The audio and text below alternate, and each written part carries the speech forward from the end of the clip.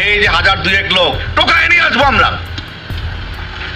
বাড়িতে বাড়ি থেকে টোকায় নিয়ে আসবো, মাটির তলে ঢুকলে সেখান থেকে বের করে নিয়ে আসবো। ক্ষমতার মসনদ চিরস্থায়ী নয়। সাবেক আইজিপি বেনজির আহমেদের গল্প যেন সেই বাস্তবতারই আরেক উদাহরণ। একসময় দেশের দাম্ভিক পুলিশ কর্মকর্তা হিসেবে পরিচিত এই ব্যক্তি এখন দুর্নীতি ও অর্থ পাচার মামলার আসামি। মানবাধিকার লঙ্ঘন থেকে শুরু করে দুর্নীতি, গুম, খুন, অর্থ পাচার ও অবৈধ সম্পদ অর্জনের অভিযোগে তার অপরাধনামাকে নথিবিহীন বলছেন অনেকেই। এবার দেশ ছাড়ার 2 বছরের মাথায় দুবাই পুলিশের হাতে গ্রেফতার হয়েছেন তিনি। গ্রেপ্তারের পর সংযুক্ত আরব আমিরাতের স্বরাষ্ট্র মন্ত্রণালয়ের অধীনস্থ এনসিবি আবুধাবি থেকে বাংলাদেশ পুলিশের এনসিবি ঢাকা শাখায় এই সংক্রান্ত একটি চিঠি পাঠানো হয়েছে। চিঠিতে আগামী 30 দিনের মধ্যে প্রয়োজনীয় নথিপত্র সহ বেনজির আহমেদকে দেশে ফিরিয়ে নিতে বাংলাদেশকে আনুষ্ঠানিকভাবে প্রত্যর্পণ আবেদন বা এক্সট্রাডিশন রিকোয়েস্ট পাঠানোর আহ্বান জানিয়েছে দেশটি। তার বিচারের সর্বোচ্চ কঠোরতা দেখানো হবে বলে মন্তব্য করেছেন চিফ প্রসিকিউটর আমিনুল ইসলাম।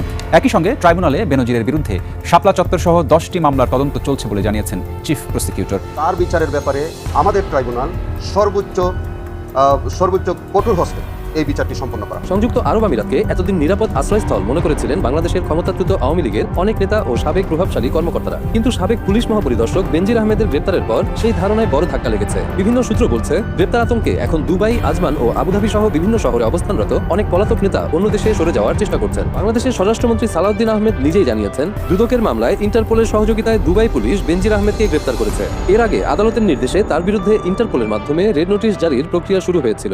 দর্শকদের অনুরোধ করব একটা মুহূর্ত না টেনে সম্পূর্ণ ভিডিওটি মনোযোগ সহকারে দেখতে থাকুন। আমরা বেশি কথা না বাড়িয়ে সরাসরি দেখে আসব কাঙ্ক্ষিত সব ভিডিওগুলো। তবে তার আগে বলবো, যারা প্রতিনিয়ত আপডেট খবর দেখতে চান তারা অবশ্যই আমাদের ইউটিউব চ্যানেলটি সাবস্ক্রাইব করে পাশের বেল আইকন অন করে দিবেন পরবর্তী ভিডিওর আপডেট সবার আগে দেখার জন্য। আর যারা আগে থেকেই সাবস্ক্রাইব করে রেখেছেন তাদেরকে অসংখ্য ধন্যবাদ। দর্শক, আপনারা কে কোন জায়গা থেকে ভিডিওটি দেখছেন অবশ্যই কমেন্ট করে জানিয়ে দিবেন। চলুন দর্শক, ভিডিওতে একটি লাইক দিয়ে ধারাবাহিকভাবে সব ভিডিওর আলোচনা দেখে আসি। জনগণের ক্ষমতা এবং রাষ্ট্রের ক্ষমতা যারা অবজ্ঞা করার দুঃসাহস দেখায় তারা আহম্মক। রাষ্ট্রের কাছে এই সমস্ত অপশক্তি, জনগণের কাছে এই সমস্ত অপশক্তি অতি তুচ্ছ। আপনাদের সঙ্গে সহযোগিতা নিয়ে এই যে হাজার দুয়েক লোক টোকায় নিয়ে আসবো আমরা, বাড়িতে বাড়ি থেকে টোকায় নিয়ে আসবো, মাটির তলে ঢুকলে সেখান থেকে বের করে নিয়ে আসবো। এই বাটপার বেনজির কলে আওয়ামী লীগের হইয়া ষড়যন্ত্র করেছে। 2025 সালে ফেব্রুয়ারিতে এটা ভিডিও ভাইরাল হয়েছিল। সেখানে ওই বেনজির পলাতক অবস্থায় একটা ভার্চুয়াল বৈঠকে পলাতক আওয়ামী লীগের নেতাদের উদ্দেশ্যে কথা কইতেছিল। আর কি কইতেছিল, আপনারা যখন আওয়ামী লীগ যখন সংগঠিত হবেন তখন পুলিশের উপস্থিতি আপনাদের সামনে থাকবে। শুনেন, আমিও চেষ্টা করতেছি যারা চাকরিতে অ্যাসোসিয়েশন যোগাযোগ করার জন্য, একটা প্ল্যাটফর্ম করার জন্য। যদি এটা করতে পারি ইনশাআল্লাহ আরো সুবিধা পাওয়া যাবে। শুনেছেন, ওই আরো কইছিল বিএনপি এরশাদের আমলে অনেক এমপি পুলিশের ভিতরে নিজেদের লোক ঢুকাইছিল। সেই লোকেরা এখনো পুলিশে আছে এবং রাজনৈতিক অবস্থান নিতে প্রস্তুত। আর কইছিল পুলিশ আর প্রশাসনের 90% নাকি আওয়ামী লীগের সমর্থক। আসলেই তো তাই, এবং তাদের সাথে যোগাযোগ রেখে পরিকল্পনা করাইতেছে। আসলেই তো ওই কথা তো সত্য। পুলিশ অ্যাসোসিয়েশন তখন তো তীব্র নিন্দা জানাইছিল, কিন্তু কথাটা সত্য। কইছিল তারা যে এটা ষড়যন্ত্র এবং রাষ্ট্রযন্ত্রের শামিল। বুঝেছেন তো, বেনজিরের ওই পরিকল্পনা অনুযায়ী এখন আওয়ামী লীগের মিছিল হচ্ছে আর পুলিশ মিছিল করতে দিচ্ছে। এখন তো তাইলে বেনজিরের বিরুদ্ধে রাষ্ট্রদ্রোহের মামলা করা উচিত লুথার কিং এর সরকারের, ঠিক কিনা কন? এই মালে দুবাই কেন পছন্দ এটা জানেন না? আসেন দেখি। দুবাই কোনো বেনজিরের জন্য আকস্মিক কোনো গন্তব্য না, সেটা আগে থেকে গড়ে তোলা আর্থিক ঘাঁটি। দুদক বলছিল বেনজিরের মেজো মেয়ে তাহসিন রাইসার নামে দুবাইয়ে থুনাই এলাকায় একটা অ্যাপার্টমেন্ট আছে, আরো 2টা ব্যাংক হিসাব যেগুলো আদালত অবরুদ্ধ করেছে। এগুলো অবৈধ টাকা পাচার করে সম্পদ দিয়ে কেনা হয়েছিল। দুবাই বেনজিরের 100 কোটি টাকার হোটেল ব্যবসাও ছিল। ওইখানে ছিল তার টাকার বিছানা। কথিত আছে আর এক গোপালী বাটপার আরাব খান, আসল নাম রবিউল ইসলাম কলে, নাম পাল্টাইছে। 2018 সালে পুলিশের এসবি মামুন ইমরান খান হত্যা মামলার আসামি ছিল। হত্যার পর ইন্ডিয়া পালায় যায়, আরাব খান নামে ইন্ডিয়ান পাসপোর্ট নেয়। তারপর দুবাই যায়, রাতারাতি কোটি কোটি টাকার স্বর্ণ ব্যবসায়ী হয়ে যায়। 2023 সালে আরব জুয়েলার্সের উদ্বোধনে গেছিল ক্রিকেটার সাকিব আল হাসান, বাটপার হিরো আলম, অভিনেত্রী দিঘি, আরো অনেকে বলে এই আরব নাকি বেনজিরের টাকায় ব্যবসা করে। বেনজির অবশ্য নিজে কইছে আরব ওরফে রবিউল ওরফে হৃদয় নামে আমি কাউকে চিনিই না। তো তোর আমলে বাটপার পুলিশ খুন করে ইন্ডিয়ান পাসপোর্ট নিয়ে পলাইলে কেমনে মাদার বোর্ড, ওই নিজে পালানোর ব্যবস্থা করে দিচ্ছে। আর ইন্ডিয়ার পাসপোর্ট কেমনে পায়? ইন্ডিয়ারে কয়া না দিলে। এই দুবাই সেভ হ্যাভেন হয়েছে দুর্বৃত্ত আর বাটপারদের। ইরানের সাথে আমেরিকার শান্তি চুক্তি হইলে দুবাইয়ের অর্থনৈতিক, কূটনৈতিক, রাজনৈতিক গুরুত্ব এমনিতে কমে যাবে। এই দুবাইয়ে কয়েকদিন আগে দেখেছিলাম না সিল করতেছে আওয়ামী লীগের শামীম ওসমান সহ আরো অনেকে। সব কয়টারে ফিরে আনতে হবে। বেনজিরে ফিরে আনার জন্য রেড অ্যালার্ট জারি করেছিল ইউনূস সরকার। ইন্টারপোল এগুলো নিয়ে কিছু করে না, ফেলায় রাখে ফলো আপ ছাড়া। ফলো আপ করেছে কিনা বিএনপি আদৌ এটা নিয়ে তৎপর ছিল কিনা সেটা বোঝা যাবে, সে আসলে ফিরাইতে পারে কিনা, ফিরানোর পরে মানবতা বিরোধী অপরাধের দায়ে অভিযুক্ত করে কিনা। কারণ এখন তার নামে আর্থিক দুর্নীতির মামলাই আছে, শুধু মানবতা বিরোধী অপরাধের কোনো মামলা করলে নাই ওর নামে। দুবাইয়ে থাকা অন্যদের ফিরে আনে কিনা বিএনপি সেটাও দেখার দরকার আছে। বাটপার আরাফ খানের ফিরে আনার দরকার, কার টাকায় সে ব্যবসা করতেছে সেটা জানা দরকার, সে কেমনি ইন্ডিয়ান পাসপোর্ট পাইলো সেটা জানা দরকার। হাদির খুনি ধরা পড়লো না ইন্ডিয়ায়, নিয়ে আসছে তারে আনে নাই। এর মধ্যে তো মমতা হাটে হাড়ি ভেঙে দিছে, অমিত শাহকে উদ্দেশ্য করে কইছেন না কাকে দিয়ে খুন করাইছেন, দেখান এডিটার সাহেব, আবার দেখান ওইটা। টিএফও করতো না, বাংলাদেশ থেকে একটা বড় খুনিকে এসটিএফ অ্যারেস্ট করেছিল জেনে রাখুন, যা নিয়ে বাংলাদেশে অনেক রেভলিউশন হয়েছিল। বাংলায় যখন চলে আসে তখন আমাদের এসটিএফ তাকে ধরে, এটা তাদের ক্রেডিট। তারপরে হোম মিনিস্টার নিজে আমাকে ফোন করে বলছেন, आप थोड़ा आपको बंगाल पुलिस को बोल दो ये बात बाहर में नहीं कहने के लिए। দেখেছেন, তারপরে এখন সব চুপ। ওর মানে ফয়সালরা আনবে না ফিরায় বাংলাদেশে, হাদি হত্যার বিচারও হবে না, কারণ কর্তাই এই হত্যাকাণ্ডে জড়িত। ও শহীদ হওয়ার আগেই কয়ে গেছিল আমার হত্যার বিচারটা কই দেন। আমাদেরকে গুলি করার আগ পর্যন্ত কোনো কিছু আমাদের গায়ে লাগে না, যতক্ষণ না পর্যন্ত বুকে বা মাথায় গুলি চলবে ততক্ষণ পর্যন্ত আমরা কোনো স্ট্রাগল মনে করি না, এবং এক্সট্রা কোনো সিকিউরিটি লাগবে না। শুধু আমাদেরকে যদি কেউ গুলি করে মেরে ফেলে তাকে যেন ধরে বিচার করা হয়। আপনি যদি আজকে আমাকে, জাবেরকে, আমাদের টিমকে মেরে ফেলেন এবং তার যদি বিচার করতে না পারেন তাহলে নতুন কেউ জন্মাবে না। শুধু এই জন্য তার বিচার করে ফেলতে হবে, আর কিছু স্পেশাল সিকিউরিটি লাগবে না। শুনেছেন, কোন ঘটনাকে সরলভাবে বিশ্বাস করবেন না। তো ফয়সাল ধরা পড়ার পরে সবাই উল্লাস করেছিল না, কি মহাকাজ হয়ে গেছে, এখন কি হইল? তাই কই কোনো ঘটনাকে সরলভাবে বিশ্বাস করবেন না। ক্ষমতার মসনদ চিরস্থায়ী নয়। সাবেক আইজিপি বেনজির আহমেদের গল্প যেন সেই বাস্তবতারই আরেক উদাহরণ। একসময় দেশের দাম্ভিক পুলিশ কর্মকর্তা হিসেবে পরিচিত এই ব্যক্তি এখন দুর্নীতি ও অর্থ পাচার মামলার আসামি। মানবাধিকার লঙ্ঘন থেকে শুরু করে দুর্নীতি, গুম, খুন, অর্থ পাচার ও অবৈধ সম্পদ অর্জনের অভিযোগে তার অপরাধনামাকে নজিরবিহীন বলছেন অনেকেই। এবার দেশ ছাড়ার 2 বছরের মাথায় দুবাই পুলিশের হাতে গ্রেফতার হয়েছেন তিনি। গতকাল জাতীয় সংসদে দেওয়া এক বিবৃতিতে স্বরাষ্ট্রমন্ত্রী সালাউদ্দিন আহমেদ জানান, ইন্টারপোলের রেড নোটিসের ভিত্তিতে সংযুক্ত আরব আমিরাতের দুবাই পুলিশ বেনজির আহমেদকে গ্রেফতার করেছে। গত 12 জুন এ বিষয়ে বাংলাদেশ সরকারকে আনুষ্ঠানিকভাবে অবহিত করা হয়। সরকারের ভাষ্য, এটি বিচারহীনতার সংস্কৃতি থেকে বেরিয়ে আসার পথে একটি গুরুত্বপূর্ণ পদক্ষেপ। একসময় পুলিশের সর্বোচ্চ পদে থাকা এই কর্মকর্তা ছিলেন রাষ্ট্র ক্ষমতার অন্যতম প্রভাবশালী মুখ। ঢাকা মহানগর পুলিশ কমিশনার, র্যাবের মহাপরিচালক এবং পরে পুলিশের মহাপরিদর্শক, প্রতিটি দায়িত্বেই ছিলেন আলোচিত ও সমালোচিত। কিন্তু অবসরের পরও বেনজির আহমেদ দেশে ছিলেন, পাচ্ছিলেন রাষ্ট্রীয় নিরাপত্তা সুবিধাও। তবে 2024 সালের শুরুতে একে একে সামনে আসতে থাকে তার বিপুল সম্পদ, ক্ষমতার অপব্যবহার এবং দুর্নীতির অভিযোগ। ওই বছরের 18 এপ্রিল তার পরিবারের সদস্যদের সম্পদ অনুসন্ধানে একটি কমিটি গঠন করে দুর্নীতি দমন কমিশন। অনুসন্ধানে বিপুল সম্পদের তথ্য উঠে আসে। এর মধ্যে 4 মে তিনি সপরিবারে দেশ ছাড়েন। তখন অভিযোগ ওঠে, তৎকালীন সরকারের সিগন্যাল পেয়েই তিনি দেশ ত্যাগ করেন।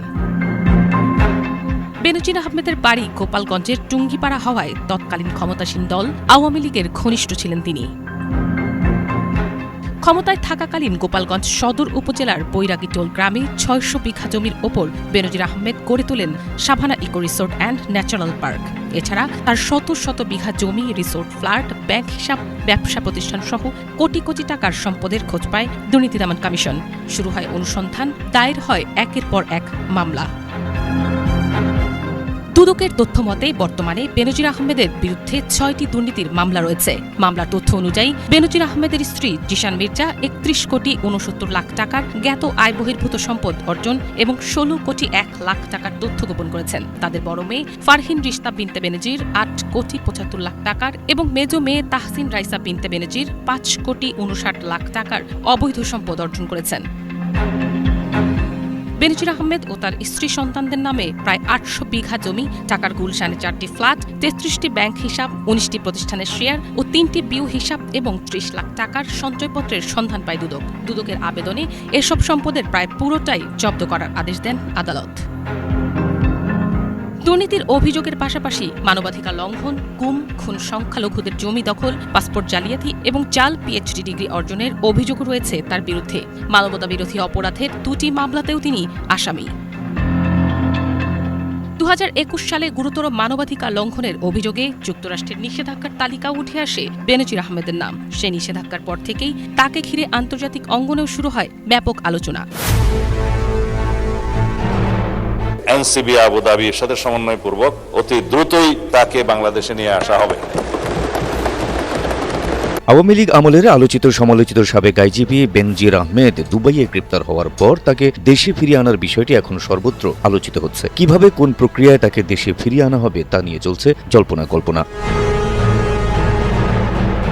গ্রেপ্তারের পর সংযুক্ত আরব আমিরাতের স্বরাষ্ট্র মন্ত্রণালয়ের অধীনস্থ এনসিবি আবুধাবি থেকে বাংলাদেশ পুলিশের এনসিবি ঢাকা শাখায় এই সংক্রান্ত একটি চিঠি পাঠানো হয়েছে। চিঠিতে আগামী 30 দিনের মধ্যে প্রয়োজনীয় নথিপত্র সহ বেনজির আহমেদকে দেশে ফিরিয়ে নিতে বাংলাদেশকে আনুষ্ঠানিকভাবে প্রত্যর্পণ আবেদন বা এক্সট্রাডিশন রিকোয়েস্ট পাঠানোর আহ্বান জানিয়েছে দেশটি।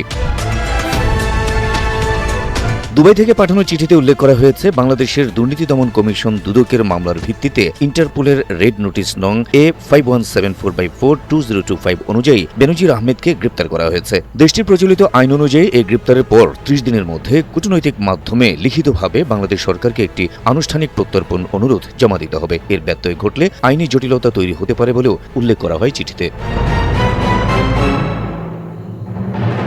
শুধু তাই নয়, বেনজির আহমেদকে বাংলাদেশের কাছে হস্তান্তরের জন্য মূল অনুরোধপত্রের সঙ্গে কিছু অত্যন্ত গুরুত্বপূর্ণ নথিপত্র সম্পূর্ণ আরবি ভাষায় অনুবাদ করে উপযুক্ত স্বাক্ষর ও সিলমোহর সহ জমা দিতে বলা হয়েছে। গুরুত্বপূর্ণ কাগজপত্রের মধ্যে অভিযুক্ত ব্যক্তির নাম, বিস্তারিত বিবরণ, অপরাধ সংক্রান্ত তথ্য, আন্তর্জাতিক গ্রেপ্তারি পরোয়ানা, ইতিপূর্বে সাজাপ্রাপ্ত হয়ে থাকলে আদালতের সে রায়, সাজা কার্যকরের অনুলিপি সহ বিভিন্ন গুরুত্বপূর্ণ তথ্য সংযুক্ত করতে বলা হয়।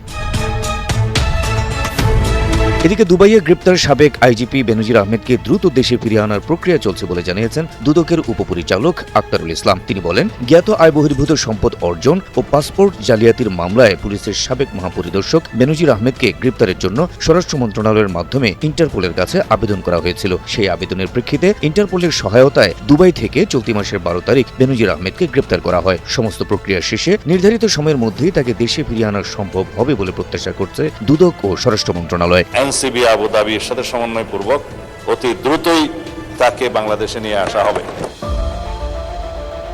গ্রেপ্তারের আগ মুহূর্তে লন্ডন থেকে এশিয়ার একটি দেশের উদ্দেশ্যে যাত্রা শুরু করেছিলেন পুলিশের সাবেক মহাপরিদর্শক বেনজির আহমেদ। পরিকল্পনা ছিল দুবাইয়ের ট্রানজিট শেষে গন্তব্যে পৌঁছানোর। তবে এআই ক্যামেরায় ধরা পড়ে দুবাই আন্তর্জাতিক বিমানবন্দরই হয়ে যায় তার যাত্রার শেষ গন্তব্য।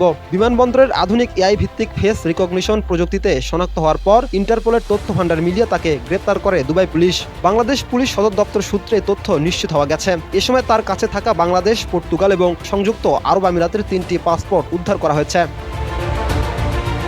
এর আগে 2024 সালের 4 মে শাহজালাল আন্তর্জাতিক বিমানবন্দর দিয়ে দেশ ত্যাগ করেন বেনজির আহমেদ। পরবর্তীতে তার ও তার পরিবারের সদস্যদের বিরুদ্ধে জ্ঞাত আয় বহির্ভূত সম্পদ অর্জন, সম্পদের তথ্য গোপন এবং অর্থ পাচারের অভিযোগে 4টি পৃথক মামলা করে দুদক। এসব মামলায় বেনজির আহমেদ ও তার পরিবারের বিরুদ্ধে প্রায় 74,13,39,000 টাকার অবৈধ সম্পদ অর্জনের অভিযোগ আনা হয়। দুদকের দায়ের করা মামলায় যে কোনো সময় গ্রেপ্তার হয়ে যেত বেনজির আহমেদ। সেই আশঙ্কার আগেই পরিবারসহ দেশ ত্যাগ করেন তিনি। এরপর 2025 সালের 10 ফেব্রুয়ারি দুদকের আবেদনের পরিপ্রেক্ষিতে ঢাকা মেট্রোপলিটন সিনিয়র স্পেশাল জজ আদালত বেনজির আহমেদকে গ্রেপ্তারের জন্য ইন্টারপোলের রেড নোটিশ জারি করে। রেড নোটিশের মাধ্যমে ইন্টারপোল কর্তৃক সংযুক্ত আরব আমিরাতের স্বরাষ্ট্র মন্ত্রণালয়কে গ্রেপ্তারের জন্য অনুরোধ করা হয়। আবেদনের পরিপ্রেক্ষিতে দুবাই পুলিশের জালে ধরা পড়ে 2 বছরের বেশি সময় বিদেশে পালিয়ে থাকা বেনজির আহমেদ। এদিকে দুবাইয়ে গ্রেপ্তার হওয়া সাবেক এই পুলিশের মহাপরিদর্শককে আগামী 30 দিনের মধ্যে দেশে ফিরিয়ে আনা হবে বলে জানিয়েছেন স্বরাষ্ট্রমন্ত্রী সালাউদ্দিন আহমেদ। আপনাদের সঙ্গে সহযোগিতা নিয়ে এই যে 1000-2000 লোক টোকায় নিয়ে আসবো আমরা। একসময় ক্ষমতার করিডোরে ছিলেন তিনি অপ্রতিরোধ্য। পুলিশের সর্বোচ্চ পদে থেকে বক্তৃতা, বিবৃতি ও কর্মকাণ্ডে তৎকালীন ক্ষমতাসীন আওয়ামী লীগের প্রতি তার প্রকাশ্য সমর্থন নিয়েছিল বিস্তর আলোচনা। শেখ হাসিনার সরকারের ছায়াতলে রাষ্ট্রীয় ক্ষমতার কেন্দ্রবিন্দুর খুব কাছাকাছি অবস্থান করা বেনজির আহমেদকে অনেকেই সেই সময়ের প্রভাবশালী মুখগুলোর একজন হিসেবে দেখতেন। কিন্তু ক্ষমতার পালাবদলের পর দৃশ্যপট বদলে যায় দ্রুত। দুর্নীতি, ক্ষমতার অপব্যবহার ও অবৈধ সম্পদ অর্জনের অভিযোগে অভিযুক্ত হয়ে দীর্ঘদিন আত্মগোপনে থাকা সাবেক এই আইজিপি অবশেষে সংযুক্ত আরব আমিরাতে গ্রেফতার হয়েছেন। একসময় যিনি আইন প্রয়োগকারী বাহিনীর নেতৃত্ব দিয়েছেন, এখন তিনি আইনের কাঠগড়ায় দাঁড়ানোর পথে, যা বাংলাদেশের সাম্প্রতিক রাজনৈতিক ও প্রশাসনিক ইতিহাসের এক তাৎপর্যপূর্ণ অধ্যায় হয়ে উঠতে পারে। সাবেক এই আইজিপির বিরুদ্ধে যে 6টি মামলা ছিল তার মধ্যে জ্ঞাত আয় বহির্ভূত সম্পত্তি অর্জন এবং পাসপোর্ট জালিয়াতির 2টি মামলায় ইন্টারপোলের মাধ্যমে নোটিশ পাঠানো হয়েছিল। দুদক জানিয়েছে, সাবেক আইজিপি সরকারি কর্মকর্তা থাকা অবস্থায় বিভিন্ন সময়ে সরকারি পাসপোর্ট ব্যবহার না করে জালিয়াতি করে সাধারণ ব্যক্তি হিসেবে পাসপোর্ট গ্রহণ করেছেন। এই মর্মে অভিযোগ ছিল এবং একাধিক পাসপোর্ট তিনি গ্রহণ করেছিলেন। কিভাবে সাবেক এই পুলিশ কর্মকর্তাকে দেশে ফিরিয়ে আনা হবে তার একটি প্রক্রিয়াগত ব্যাখ্যা জাতীয় সংসদে জানিয়েছেন স্বরাষ্ট্রমন্ত্রী।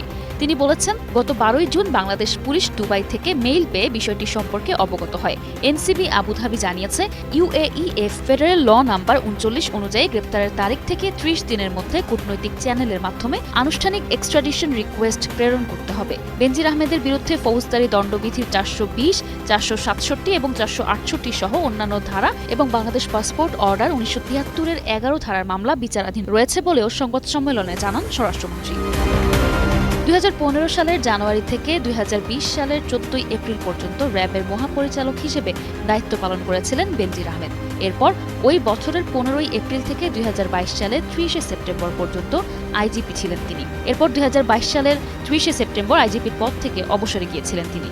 এর বছর দুয়েক পরে ঢাকার একটি পত্রিকায় তার বিরুদ্ধে দুর্নীতির মাধ্যমে ব্যাপক সম্পদ অর্জনের অভিযোগ করে রিপোর্ট প্রকাশ করলে তা নিয়ে সারা দেশে তোলপাড় হয়েছিল। সাবেক আইজিপি বেনজির আহমেদকে দেশে ফেরানো হলে ট্রাইব্যুনালে হাজির করে রিমান্ডে নেওয়া হবে। তার বিচারে সর্বোচ্চ কঠোরতা দেখানো হবে বলে মন্তব্য করেছেন চিফ প্রসিকিউটর আমিনুল ইসলাম। একই সঙ্গে ট্রাইব্যুনালে বেনজিরের বিরুদ্ধে শাপলা চত্বর সহ 10টি মামলার তদন্ত চলছে বলে জানিয়েছেন চিফ প্রসিকিউটর। আমরা তাকে যদি বাংলাদেশে আনা হয়, আমাদের এই ট্রাইব্যুনালেও তাকে আনা হবে। যেগুলোতে বিচার চলছে সেখানে হাজির করা হবে, যেগুলো তদন্তদিনে আছে সেগুলোতেও তাকে রিমান্ডে নেওয়া হবে। তার বিচারের ব্যাপারে আমাদের ট্রাইব্যুনাল সর্বোচ্চ কঠোর হস্তে এই বিচারটি সম্পন্ন করা হবে। বেনজির আহমেদ শুধু শাপলা চত্বরের মাস্টারমাইন্ড নয়, নির্বাচনে কারচুপি, বিভিন্ন দুর্নীতি দুষ্কৃতিকারী বলেও মন্তব্য করেন চিফ প্রসিকিউটর। নানান প্রক্রিয়ায় যে একটা অবৈধ নির্বাচন করার যে অন্যতম কারিগর ছিলেন বেনজির আহমেদ। এই দেশের গণতন্ত্র নস্যাৎ করবার জন্য হাজার হাজার মানুষকে বিনা বিচারে নিরপরাধ মানুষকে হত্যা করার দায় সহ অসংখ্য দায় তার বিরুদ্ধে বলতে হলে আমার তো মনে হয় যে একদিন লাগবে যে শুধু তার বিপক্ষে এত আমলনামা তার। বেনজিরকে ট্রাইব্যুনালে হাজির করতে দুবাই সরকারকে অনুরোধ করে চিঠি পাঠানো হবে বলে জানান চিফ প্রসিকিউটর। আমরা চিঠিটা পাঠাবো আমাদের তদন্ত সংস্থা থেকে। আমাদের এনসিবি নামে একটা প্রতিষ্ঠান আছে আমাদের, যেটা আমাদের পুলিশের ঊর্ধ্বতন একটা এনসিবি, ওখান থেকে এনসিবি থেকে ওটা যাবে। দর্শক এতক্ষণ সাথে থাকার জন্য অসংখ্য ধন্যবাদ। ইতিমধ্যে আপনারা ভিডিওর আলোচনা দেখে বুঝতে পেরেছেন আজকের ভিডিওটি কতটা গুরুত্বপূর্ণ। এ বিষয়ে আপনার মূল্যবান মন্তব্য অবশ্যই কমেন্ট করে জানিয়ে দিবেন। দর্শক আজকের জন্য এতটুকুই ভিডিও ছিল।